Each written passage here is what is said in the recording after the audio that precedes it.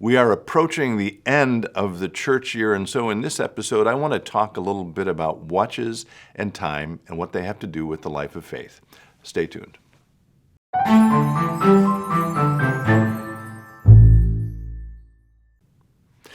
Hello, friends. Pastor Tim Westermeyer here, Senior Pastor of St. Philip the Deacon in the western suburbs of Minneapolis. Good to be with you, as always.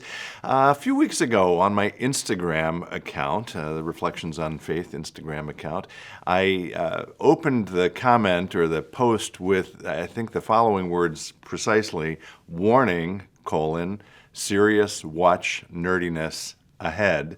And I guess I want to open this episode of on the YouTube channel with a similar disclaimer. I am going to talk again today about watches, something we've talked about in the past.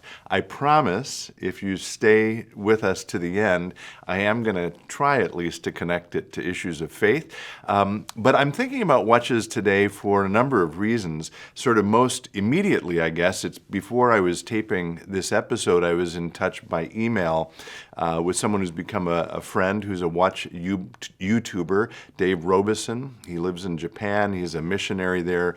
His channel is Just the Watch, and he's actually going to be joining us here in person at St. Philip the Deacon for the Faith and Life Lecture Series in February. So I was in touch with him about some of the particulars of that event that is upcoming. We're doing some planning for that. I'm also thinking about watches because the last few weeks have actually been kind of busy as it relates to watches in my own life.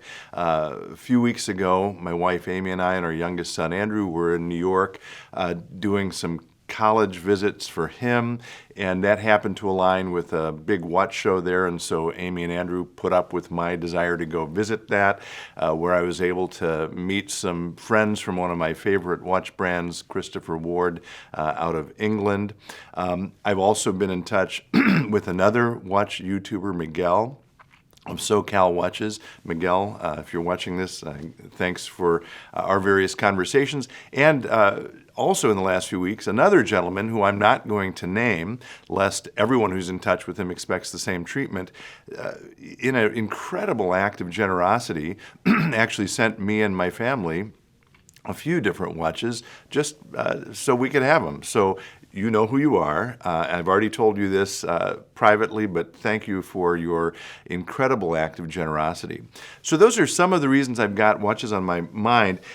And then there's another reason, and this is going to be where we start turning it to issues of faith. Last week, I believe it would have been November 10th, I'm going to call it the Oscars of the watch world. I don't know if they think of themselves that way, but it's a big award show out of Geneva. It's the abbreviation is GPHG, and this is an award ceremony where this year I think they gave away 21 prizes. These are incredibly high-end pieces.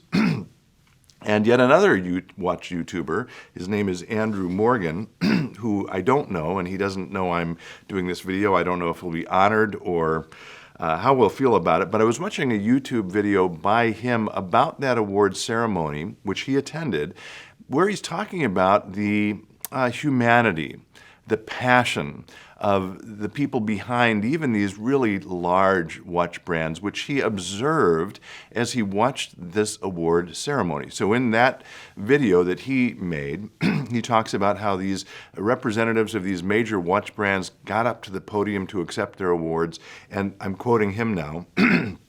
There they were, stumbling over their words, mumbling into the mic, caught in the moment and paralyzed by passion, which struck him. He was struck again by the sort of humanity of the people behind the brands and the work that went into creating these masterpieces of watches. And then he quotes one award winner specifically, I don't know this gentleman either. I'm sort of vaguely familiar with his company, which is quite famous. The company is called MB&F, named after his initials, Max Buser and Friends. And one of his company's watches won the grand prize this year. And so he also came to the podium and talked about it. They're approaching, I think, 20 years. That company. And the grand prize is a big deal. And so again, Andrew talked about how this gentleman, Max, responded. And this is what he said, Andrew said, sparkling with joy and choked with exhaustion as he expressed what a wonderfully intense journey it had been. Sparkling with joy and choked with exhaustion as he expressed what a wonderfully intense journey it had been. And then he goes on to say, we don't love watches because they're clever, intricate things that overcome an ancient need to regulate and record timekeeping. We love them because of the journeys their creators took and the stories they forged through highs and lows, hardship and strife. And I love all of that. And I think all of that, now transitioning to the life of faith, is a great way of talking about the life of faith. The point here isn't that watches are so important. I mean, I'm interested in them. That doesn't mean you need to be. But the point is about, again, the passion that's behind them and whatever it is that you find yourself passionate about. I'm going to suggest that's given by God.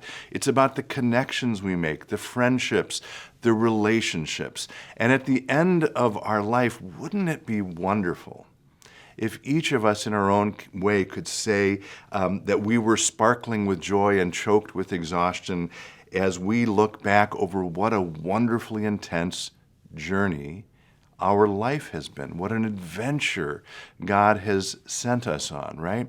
And so watches and time are important for all those reasons. They're also important, or time, what watches track, is particularly important this week because we are coming to the end of another church year. I talked a little bit about this in my sermon last weekend. I'm sure I will talk about it in my sermon this coming weekend. But the fact that we're coming to the end of a church year reminds us that time is precious.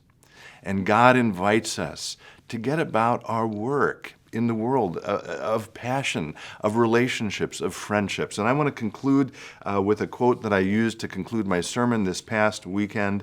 It's by a French poet, Henri-Frederic. And I think it's a wonderful distillation of this final point that I'm making. So here's what he says.